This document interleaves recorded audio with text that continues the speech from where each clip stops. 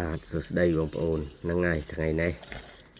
សាកបងយកទុរេនមកដាំក្នុងតកាថែទាំហើយបានយកទៅដាំថែទាំឲ្យបានដើមទំហំធំជាងនឹងហើយពេលដែលយើងយកទៅដាំគឺដាំទឹងតកានឹងតែម្ដងយើងអត់ដកតកាចេញទេយើងដាំទឹងតកាហើយយើងលុបទឹងតកានឹងតែម្ដងនេះជាការសាកល្បងប្រហែលជា50ដើមហើយយើងនឹងពេលដែលដាំយើងនឹងថតវីដេអូមួយសារទៀតតែការដាក់ក្នុងតកានេះ